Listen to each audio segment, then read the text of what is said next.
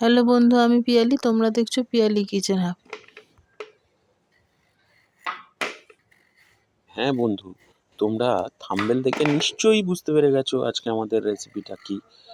তাই তোমরা সুজি দিয়ে টিফিনের জন্য এইভাবে রেসিপি বানাও, দেখবে খুব সুন্দর খেতেও হবে এবং খুব স্বাস্থ্যকরও, যেহেতু এটা সুজি থাকে এবং তেল খুব কম পরিমাণেই লাগে। বন্ধুরা দেখো, প্রথমে আমরা আলুগুলোকে ছোট ছোট করে কেটে সিদ্ধ করে নিলাম। এরপর একটা গ্যাসে কড়াই বসিয়ে তাতে অল্প সাদা তেল দিয়ে তেলটা যখনই গরম হয়ে এলো তখন আমরা এর মধ্যে অল্প পরিমাণ জিরে ফোড়ন দিলাম, দিয়ে একটু নেড়ে চেড়ে নিলাম। দেখুন বন্ধু, তোমরাও এইভাবে নেড়ে চেড়ে নিও। এইবার এর মধ্যে আমরা 100 গ্রাম মতন সুজি দিয়ে দিলাম, দিয়ে একটু ভালো করে নাড়তে থাকলাম এবং এই অবস্থাতে গ্যাসের ফ্লেমটা তোমরা কমিয়ে দিও, দিয়ে ভালো করে নাড়িয়ে পুরো সমস্ত সুজির মধ্যে এই তেলটা একেবারে মিশিয়ে দিও। দেখো বন্ধু, তোমরা ঠিক এইভাবে মিশিয়ে নেবে, একদম পুরো ভালো করে নেড়ে চেড়ে, এবং এটা মিনিট থেকে 1 মিনিট থেকে 1.5 মিনিটের মতন লাগবে। বেশি তোমরা ভাজবে না, তাহলে একটু লাল লাল হয়ে যাবে। বেশি লাল করার দরকার নেই, তোমরা হালকা করে ভেজে নেবে। একটু ভেজে নিয়ে এবার তোমরা এর মধ্যে অল্প অল্প করে জল মিশিয়ে একটা শক্ত ডো তৈরি করবে।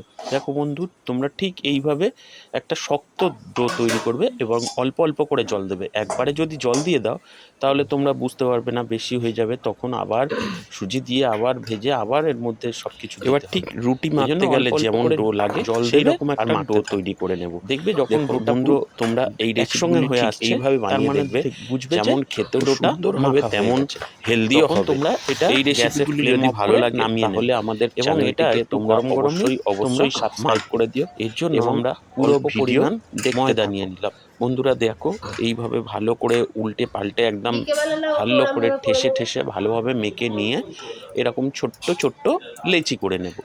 লেচি করে নিয়ে বন্ধু আমরা পুরো আটাটাকেই মানে পুরো মিশ্রণটাকেই এরকম ছোট ছোট লেচি করে গোল গোল করে নিলাম। গোল গোল লেচি করলে তোমাদের দেখবে বেলতে সুবিধা হবে। ওই জন্য পুরো পুরো লেচিটাই পুরো মাখাটাই আমরা একসঙ্গে নিয়ে এরকম গোল গোল ছোট ছোট লেচি করে নেব। নিয়ে এইবার আমরা এদিকে পেঁয়াজগুলো সরু সরু একদম ছোট্ট ছোট্ট লম্বা লম্বা পিস পিস করে কেটে নেব। দেখো বন্ধু, আমরা ঠিক যেভাবে পেঁয়াজ কাটছি তোমরাও ঠিক এইভাবেই পেঁয়াজ কেটে নিও, তাহলে এর মধ্যে ভালোভাবে দিতে সুবিধা হবে।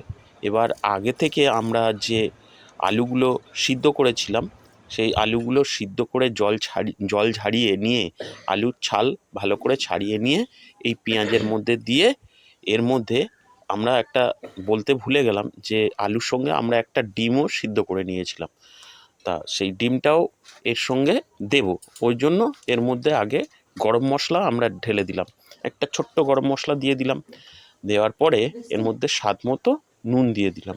দেওয়ার পরে আমরা যে ডিমটা নিলাম সেদ্ধ ডিমটা, ওটা খোসা ছাড়িয়ে এর মধ্যে আমরা গ্রেট করে দিয়ে দেবো বা ঘষে দিয়ে দেবো। দেখো বন্ধু, তোমরা এরকম ঘষে দিয়ে দেবে, তাহলে দেখবে মাখতে খুব সুবিধা হবে।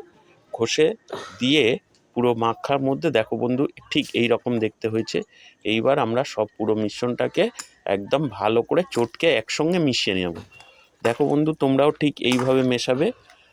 বন্ধুরা, ভিডিওগুলো কেমন লাগছে অবশ্যই আমাদের জানিও, এবং এই রেসিপি তোমাদের কেমন লাগলো সেটাও আমাদেরকে জানিও। বন্ধুরা দেখো, এবার এই লেচিটা ঠিক আমরা এরকম বেলে নিলাম। বেলে নিয়ে ওই যে আমরা মিশ্রণটা মিশিয়েছিলাম আলু পেঁয়াজ আর ডিম, সেটা এর মধ্যে মাঝখানে এরম দিয়ে দিলাম। দিয়ে তোমরা দুদিক দিয়ে ভাঁজ করে দেবে। দেখো বন্ধু, তোমরাও ঠিক এইভাবে এরকম ভাঁজ করে প্যাটিসের মতন করে নেবে।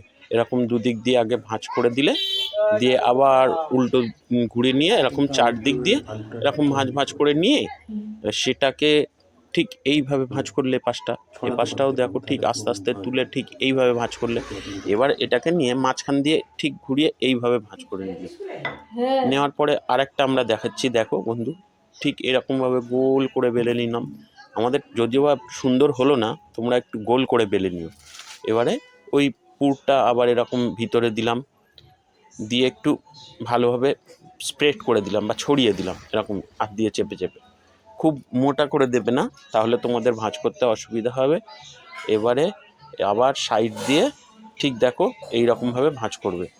দেখো বন্ধু, এই রকমভাবে নিয়ে এটা ধরে দেখো এরকম ওপরে এইভাবে তুলে দিয়ে আবার অপর পাশটায় গিয়ে একইভাবে এরকম উপরে তুলে দিলাম। তারপরে এসে আর এক প্রান্তে গিয়ে ধরে টোটালটা টেনে পুরো একসঙ্গে টেনে চেপে দিয়ে এরকম প্যাটিসের শেপ দিয়ে নিলাম। এইভাবে একে একে সবগুলোই বানিয়ে নিলাম এবং একটা প্যান বা কড়া বসিয়ে গ্যাসে তার মধ্যে এরকম একে একে যে কটা ধরে আপনারা সে কটা একসঙ্গে ভেজে নেবেন, ভালো করে উল্টে পাল্টে লাল লাল করে ভেজে নেবেন। দেখো বন্ধু, তোমরা ঠিক এইভাবেই ভেজো লাল লাল করে, তাহলে খেতেও হবে খুব ভালো। বন্ধুরা, তোমরা আশা করি এটা বুঝতে পেরেছো যে এই টিফিন খুবই স্বাস্থ্যকর, কেননা এই টিফিনের তেল প্রায় দিলাম না বললেই চলে, সামান্য পরিমাণে একটু ব্রাশ করে দিয়েছিলাম, না দেওয়ার মতন তেল দিয়েছি, তাই এটা খুবই স্বাস্থ্যকর। বন্ধুরা, এই রেসিপিগুলি যদি তোমাদের ভালো লাগে তাহলে আমাদের সঙ্গে থেকো, দেখতে থাকো এবং অবশ্যই লাইক করে দিও। এবং বন্ধুরা, তোমরা এগুলো বাড়িতে বানিয়ে খেও এবং আমাদের জানিও তোমাদের খেতে কেমন লাগলো। বাচ্চাদের টিফিনে তো অবশ্যই দিও বন্ধুরা, কেননা বাচ্চারা এটা খুবই পছন্দ করবে এবং যেহেতু এটা তেল একদম প্রায় নেই বললেই চলে, ওই জন্য খুবই স্বাস্থ্যকর। টাটা, গুড বাই বন্ধু, দেখা হচ্ছে পরের ভিডিওয়। আবার আমরা আসছি পরের ভিডিওয়।